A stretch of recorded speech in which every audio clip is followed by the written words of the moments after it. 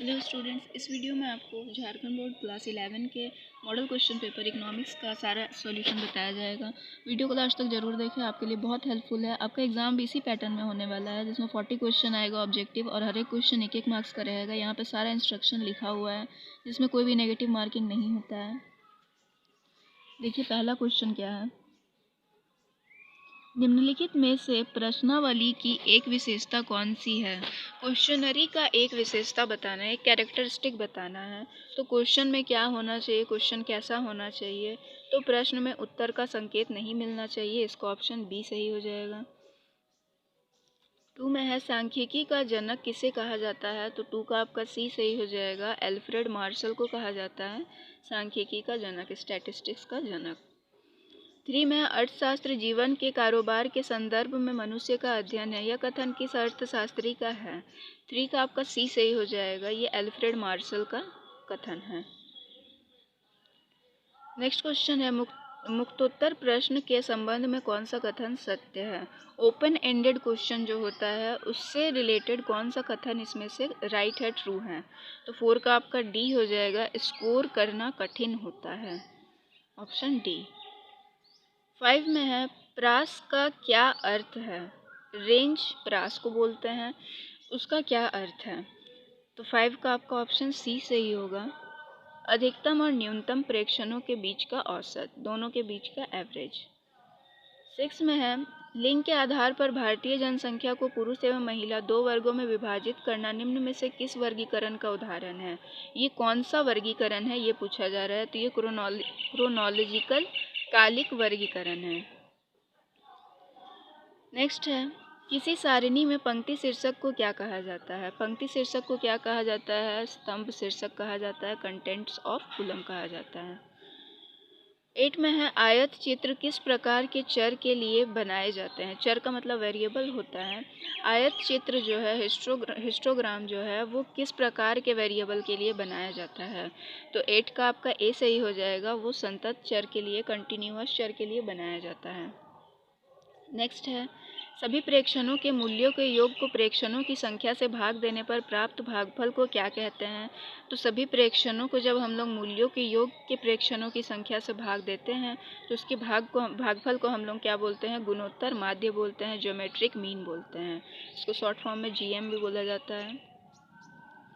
10 में है निम्नलिखित में से किस औसत की गणना करने के लिए आंकड़ों को बढ़ते क्रम में रखना अनिवार्य होता है। किसके लिए ये जो है अरेंज करना ज़रूरी होता है। तो 10 का आपका बी सही हो जाएगा, मीडियन के लिए ज़रूरी होता है। 11 में है निम्नलिखित में से कौन सा औसत दिए गए आंकड़ों को 4 बराबर भागों में विभाजित करता है। 4 भागों में विभाजित करता है किसी आंकड़े को, तो वो क्या होता है। 11 का आपका ऑप्शन डी हो जाएगा, मॉड हो जाएगा, बहुलक।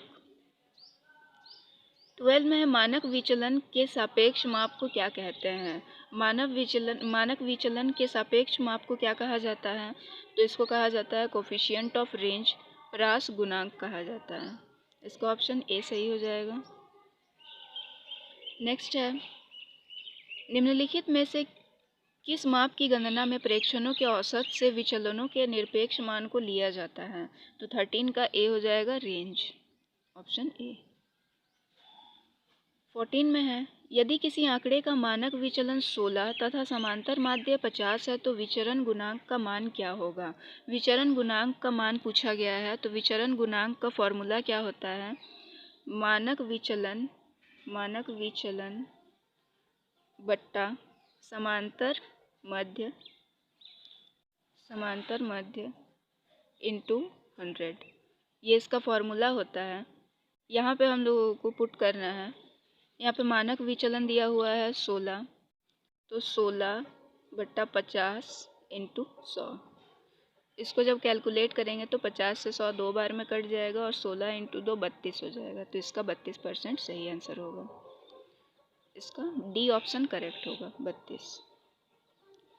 नेक्स्ट है, सहसंबंध गुणांक दो चरों के बीच किस प्रकार के सहसंबंध का संख्यात्मक माप है। तो 15 का आपका ऑप्शन बी सही होगा, रेखीय सहसंबंध, लीनियर कोरिलेशन। 16 में है, यदि दो चरों के बीच सहसंबंध पूर्णतः धनात्मक है तो सहसंबंध गुणांक का मान क्या होगा? इसका मान क्या होगा? 1 होगा, क्योंकि दोनों यहाँ पे क्या है? पॉजिटिव है। 17 में है, कोटि सहसंबंध के विकास का श्रेय किसे जाता है? तो 17 का डी सही हो जाएगा, एडम स्मिथ को जाता है, ऑप्शन डी।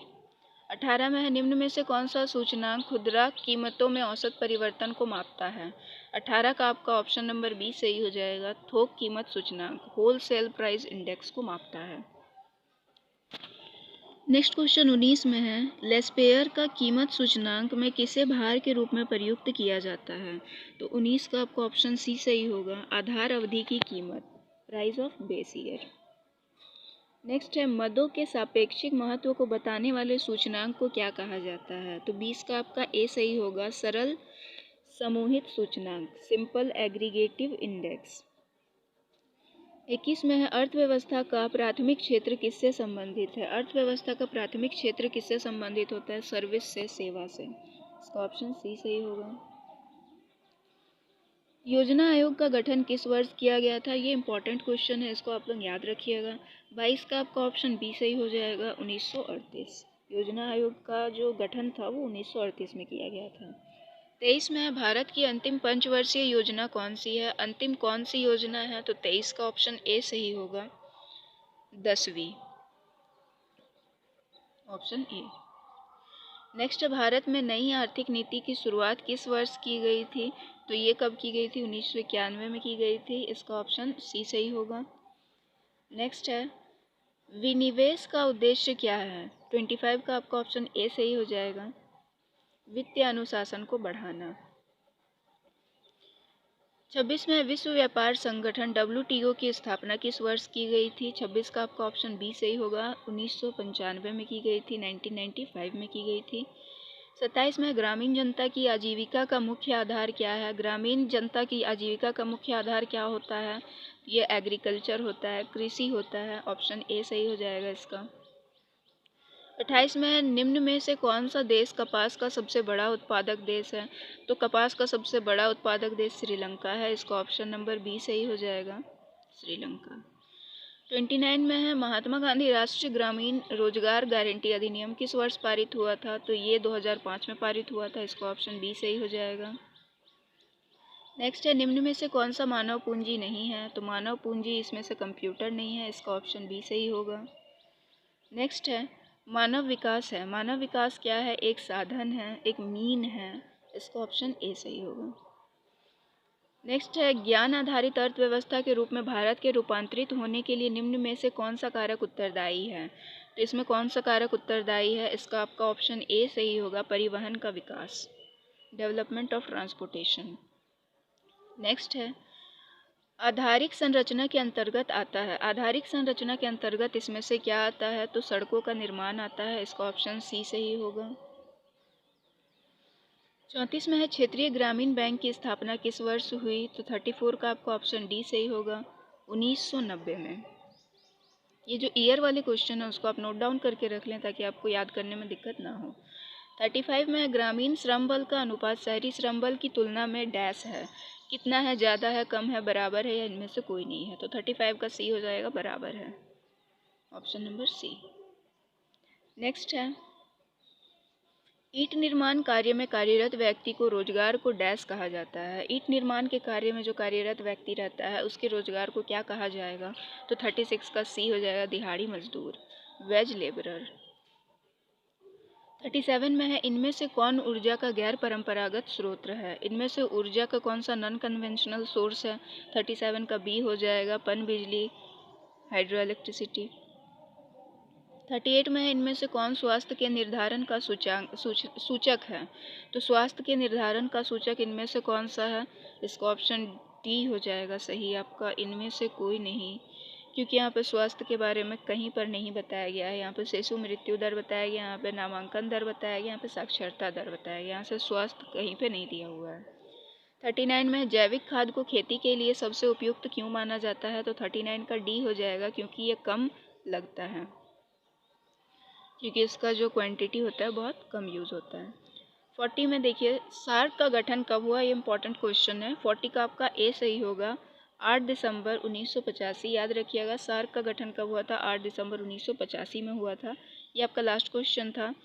मिलता है आपसे नेक्स्ट वीडियो में। इस वीडियो में इतना ही। अगर वीडियो आपको पसंद आया हो तो वीडियो को लाइक करें और चैनल को ज़रूर सब्सक्राइब करें। आपको इसी तरह के सभी मॉडल क्वेश्चन पेपर का आंसर इसमें मिलता रहेगा।